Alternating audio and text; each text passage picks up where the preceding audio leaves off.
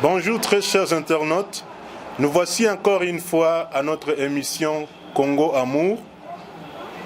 Notre émission Congo Amour qui vient de commencer encore aujourd'hui. Ça faisait belle lurette qu'on n'était pas ensemble et c'est là indépendamment de notre volonté parce qu'on n'a pas pu avoir des informations pour vous donner, parce qu'il fallait qu'on puisse aller faire des reportages en fait de vous donner de quoi vous prémunir.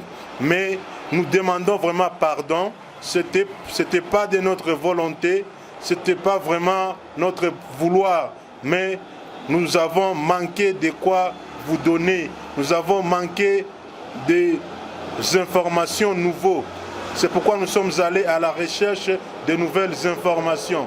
Et maintenant que nous aurons de nouvelles informations, nous vous promettons qu'à chaque fois que nous aurons du nouveau, nous vous donnerons de nouvelles informations. Nous sommes avec, encore une fois, le coordonnateur de SMI. Il va devoir se présenter lui-même. Je vous remercie très chers internautes. Merci à vous Dido Maresso pour cette occasion, cette opportunité que tu m'offres encore une fois de m'exprimer à travers votre émission Congo Amour, notre émission à tous, l'émission que nous chérissons, que nous aimons.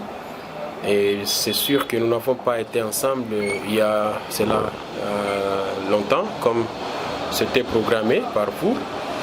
Mais suite aux aléas de la vie et autres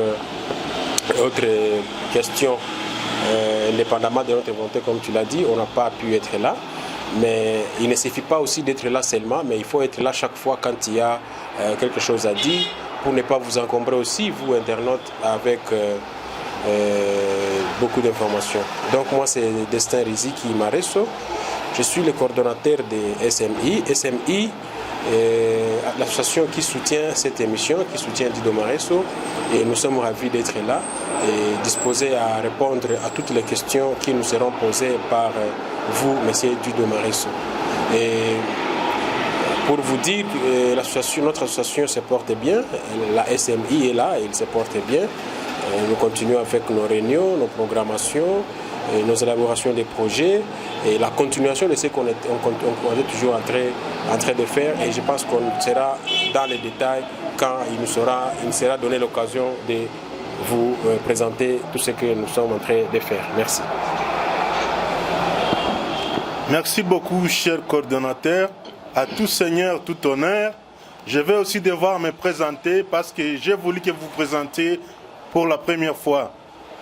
En premier lieu, moi c'est Dido Maresso, votre humble serviteur de l'émission Congo Amour. Notre émission de ce dimanche comportera sur les sujets ci-après l'apport des ONG dans la construction de la démocratie et les progrès économiques en RDC.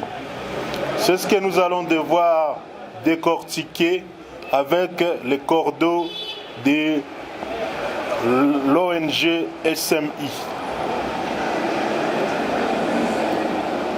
Avant tout, nous allons d'abord commencer par le commentaire de l'actualité. Et puis après, nous allons devoir entamer notre sujet. Le commentaire de l'actualité est la marche de l'FCC qui s'est passée la semaine passée. Donc cette semaine qui vient de se terminer. Cette marche s'est bien déroulée, il n'y a pas eu de casse, il n'y a pas eu assez d'embrièments policiers. Ça s'est bien déroulé, vraiment, les gens n'ont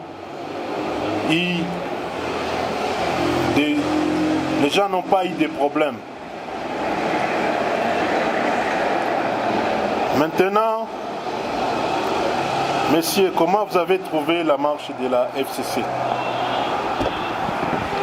La marche du FCC, pour moi, je ne peux que me réjouir de la façon dont ça s'est passé, parce qu'il n'y a pas eu de morts d'hommes, il n'y a pas eu des arrestations. Vous vous souviendrez que la fois dernière, quand il y a eu marche de la Mouka, il y a eu des coups de gaz lacrymogène, il y a eu des blessés, il y a eu des arrestations.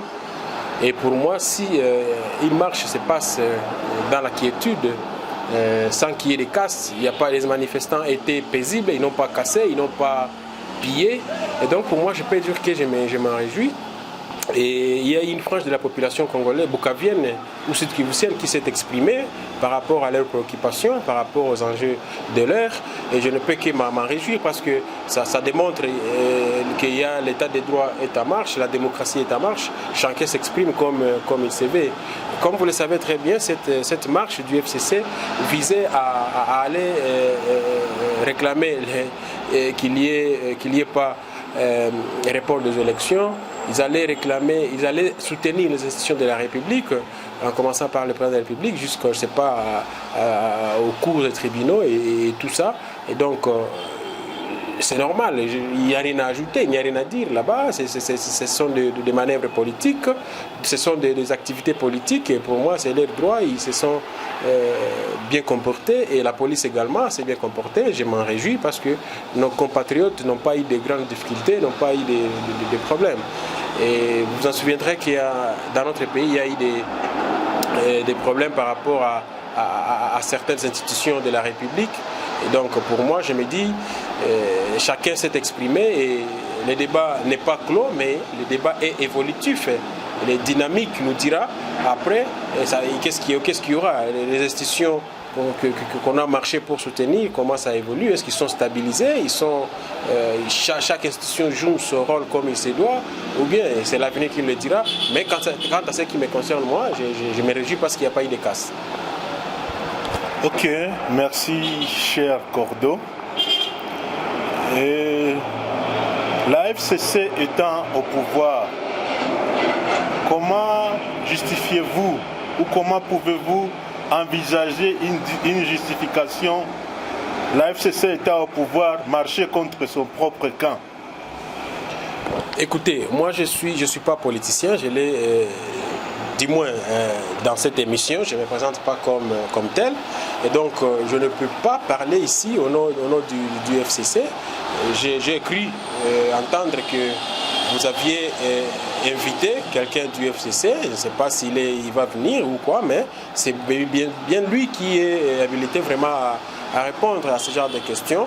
Mais pour moi, je me dis, chacun est libre de manifester son mécontentement, son réjouissement quand tu le veux, c'est dans son pays. Et donc, vous pouvez être au pouvoir et vous voulez manifester votre joie, votre désaccord. C'est garanti par la Constitution et donc je n'y vois aucun inconvénient. Et pour moi, je me dis que pourvu que tout se passe dans le respect des lois de la République, des règles, je n'ai rien à ajouter. Franchement, c'est l'exercice de leurs droits. Et quand un Congolais exerce son droit, je n'ai rien à ajouter, je ne peux pas commenter. Voilà. Ok, je vois que nous n'allons pas aller très loin avec cette question du marche des FCC, parce que vous me montrez que vous n'êtes pas habilité d'en parler. Vous me montrez que vous êtes plutôt humanitaire, vous êtes plutôt coordonnateur d'une ONG locale. Alors, je vais devoir chercher des questions à vous poser concernant l'ONG SMI. Comment se porte votre ONG SMI à ce moment-ci? Notre association SMI, Social Mountain of Intervention, se porte très bien. Nous avons eu des réunions pour planifier parce que nous avions quand même clôturé. Nous avons eu une clôture de nos activités. Nous avons évalué les activités que nous avions eues durant les 6 derniers mois. Et nous avons voulu nous projeter vers l'avenir. Et donc, la SMI se porte bien. Les activités que nous avons évaluées se sont très bien déroulées durant les 6 mois. Et nous nous sommes dit, nous allons maintenant programmer dans un cadre de programme. Nous avons élaboré un plan et nous l'avons adopté. Un programme qui sera un plan qui contient ces programmes-là. Le programme, en l'occurrence, Safisha et le programme SOS Jeunesse. Et donc ces programmes-là vont nous accompagner durant des années dans lesquelles nous avons des projets que nous sommes en train d'élaborer pour que nous puissions venir en aide à nos jeunes. Vous voyez vous-même comment la jeunesse est détruite à travers la forte consommation des boissons alcoolisées. La SMI va se pencher sur cette question-là. Vous voyez comment l'insalubrité touche vraiment notre ville, notre belle ville de Bukavu. Et la SMI va s'y pencher aussi. Et les détails sont dans les projets que nous avons élaborés, que nous sommes en train nous allons implémenter très bientôt et pour lesquels nous ferons vraiment un appel à contribution afin que toute personne de bonne volonté, de bonne foi, puisse venir nous aider afin que ces projets-là puissent aboutir. Et donc c'est ça même l'objet de cette émission d'aujourd'hui, comme vous l'avez conçu, l'apport de ces ONG-là dans le développement. Vous savez que nos gouvernements, de fois, ils ne peuvent pas tout faire. Et certaines ONG aussi sont là, qui se comportent en entreprise, au lieu de se comporter vraiment en humanité, au lieu de se comporter vraiment à des organisations philanthropiques. Et pour nous, SMI, nous sommes dit, nous serons toujours là, avec nos peu de moyens, avec nos moyens limités, nous serons toujours là pour faire quelque chose, apporter quelque chose, et intervenir tant soit peu dans l'organisation de tout ce qui est, tout ce qui est aide humanitaire, tout ce qui est assistance humanitaire, et tout ce qui est tout ce qui peut soulager la souffrance de nos populations. Merci beaucoup, cher Cordo. Je vais devoir vous poser une autre question. Pouvez-vous dire aux internautes l'apport des ONG dans la construction de la démocratie et des progrès économiques et comment votre organisation s'y prend aussi pour son apport? Oui, merci beaucoup pour cette question. Comme vous le savez très bien, SMI, c'est une organisation qui est en train de se construire, qui est en train qui est encore dans ses débuts, quoi. Et donc nous faisons tout pour que nous puissions vraiment faire de bonnes choses et nous nous efforçons en tout cas pour que tout puisse se passer en ordre, tout puisse se passer tel que ça doit se passer. Nous prenons comment? Les associations aident vraiment. Ouais, les associations contribuent beaucoup dans l'avènement de la démocratie, dans la consolidation de la démocratie, parce qu'il y a des organisations de défense des droits de l'homme qui sont ici, certaines organisations qui appuient la bonne gouvernance, qui monitorisent même la bonne gouvernance. La SMI se veut aussi intervenir dans la défense des droits de l'homme. Nous avons une formation que nous projetons dans ces mois d'août qui va former certains de nos membres afin qu'ils soient attentifs à tout cri de détresse de nos populations, là où il y a violation, qu'ils puissent dénoncer, qu'ils puissent agir, qu'ils puissent intervenir. Et nous avons lancé des demandes afin que nous puissions avoir des partenaires qui vont former nos membres pour qu'ils soient dignement des défenseurs des droits de l'homme. Et pour nous, nous pensons que c'est un apport que nous apportons. Et vous savez que les ONG constituent une sorte de contrepoids, de contre-pouvoir pour que les autorités, pour que les institutions de la République ne puissent pas abuser de leur pouvoir. Et pour moi, c'est ça un grand apport que les associations apportent pour que tout se passe, les pouvoirs soient équilibrés, pour que rien ne se passe dans la dictature et tout ça. Et donc, vous ne pouvez pas dire que vous pouvez dissocier la gestion des associations de la politique, c'est impossible.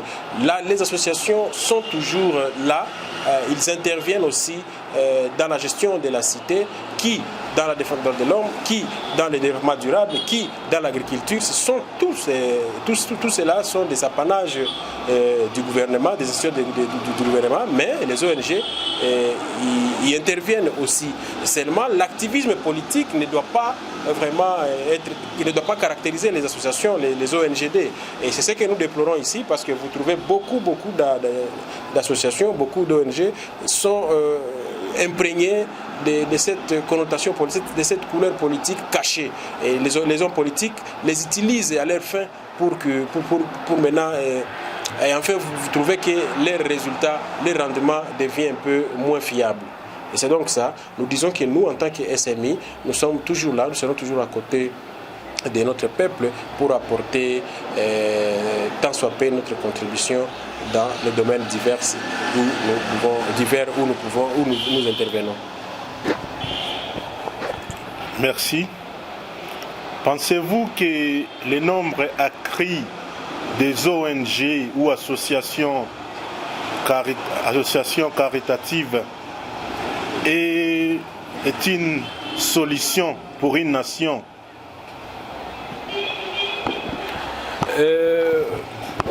Je dirais non, pas seulement. C'est un plus, n'est-ce pas? C'est un soulagement.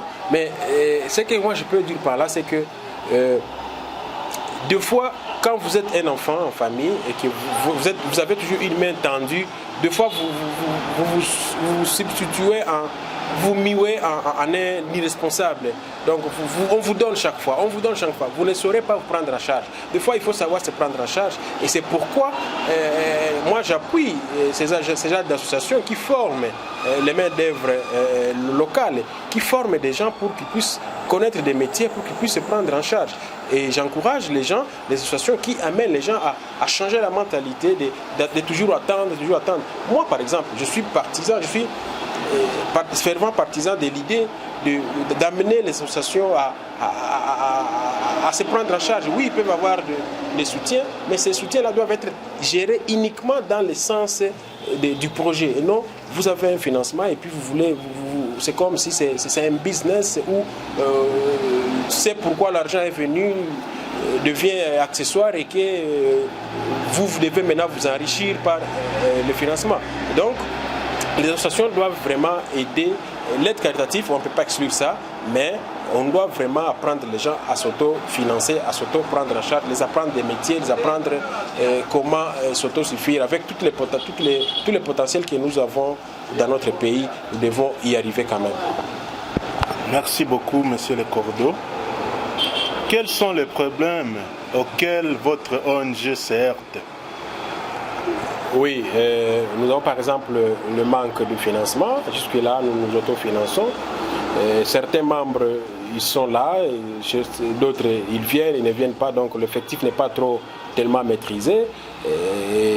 Ce sont là les difficultés, le manque de moyens financiers, parce que les bureaux, c'est nous-mêmes qui louons et tout ça. Mais nous sommes quand même déterminés à aller de l'avant. Selon vous, quel doit être l'apport du gouvernement en faveur des ONG, des organisations non gouvernementales, des associations? Quel est cet apport que vous attendiez du gouvernement? Normalement, le gouvernement, quand les associations sont là, ils viennent appuyer le gouvernement dans ses actions. Et donc, le gouvernement doit encadrer, le gouvernement doit aider, le gouvernement doit subventionner même les ONG parce que c'est en quelque sorte une autre main. Les associations constituent une autre main, un autre bras du gouvernement. Donc, si le gouvernement a l'habitude de tout faire avec la main ou le bras droit, les associations constituent les bras gauche. Donc le gouvernement doit aider, doit encadrer, doit faciliter les associations, les ONG à parvenir dans les objectifs parce que c'est pour le bien de sa population. Merci encore une fois. Et maintenant, nous entamons une autre phase de notre émission qui est la question de connaître ton pays, de voir si vous connaissez votre pays vraiment, si vous connaissez l'histoire de votre pays. Et c'est là, je passe à la question prévue, la question qui a été prévue ces jours, c'est la question de savoir à qui doit-on la situation avant l'indépendance égale après l'indépendance. Si vous avez la réponse, vous nous la dites. Oui, il faut d'abord donner le contexte dans lequel cette phrase a été citée. Nous étions au lendemain de l'indépendance, donc juste après l'indépendance, et que cette nostalgie s'est caractérisée encore dans les cadres, dans les colons, dans l'élite blanche qui existait encore au pays. qui n'acceptaient pas encore que les nègres puissent prendre les commandes de leur pays, les Noirs à l'époque. Et donc, ils avaient cette nostalgie et certains colons, certains n'acceptaient pas que cela soit une réalité. Et c'est à ce sens-là qu'au camp, je crois que c'était le camp Kokolo à Kinshasa, je ne me rappelle pas, qu'un général, après mutinerie, parce que les soldats noirs s'étaient mutilés, il y avait une mutinerie, donc c'était mutiné pour, je ne sais pas si le mot mutiné existe, mais il y avait cette mutinerie, il y avait cette mutinerie de la part des soldats africains, des soldats congolais, et que c'est un général blanc, belge qui avait dit avant indépendance est égal après indépendance, que ne vous illusionnez pas que ça va changer et que maintenant vous avez le total contrôle de votre pays, de votre armée. Retenez qu'avant indépendance c'est égal après indépendance. Et c'est après que Lumumba s'est saisi de l'affaire et a expulsé le général. Et donc c'est le général, pour répondre à votre question, c'est le général Van Janssens. D'après nos recherches, les noms du général, peut-être ça pose problème un tout petit peu, mais comme vous nous expliquez et comme vous nous avez expliqué, c'est vraiment, ça nous rappelle vraiment la chose en question, ça nous rappelle l'histoire en question. C'est comme ça que ça s'est passé, mais la personne en soi, son nom c'est Jonas Bikshear. C'est ça son vrai nom, parce qu'il y a des fois où on oublie les noms, où on prononce mal les noms. Ça peut poser problème, mais c'est ça. Justement, vous avez raison, parce que vous savez que les noms allemands ou les noms flamands, je ne sais pas moi, les noms belges, des fois, la prononciation avec le français, c'est un peu compliqué, mais John, peut-être que c'est Jan, on ne peut pas savoir, mais c'était ça, c'est presque la même chose. Ouais. Ok, merci pour tout. Je crois que, sauf que vous ayez à ajouter, nous arrivons à la fin de notre émission. Non, c'est juste vous remercier et vous amener à bien travailler, bien préparer vos émissions, être souple dans vos émissions, être confiant en vous-même, parce que tout commence comme ça et un jour nous vous souhaitons plein succès, que l'Éternel vous bénisse et que cette émission un jour puisse arriver même à créer une télévision, pourquoi pas. Merci beaucoup. Ok, merci pour tout, merci pour vos souhaits et nous aimerions que ça puisse se réaliser et merci parce que le Seigneur vous entend. Et Dieu vous entende aussi. Merci parce que ça peut se faire. C'est possible. Merci.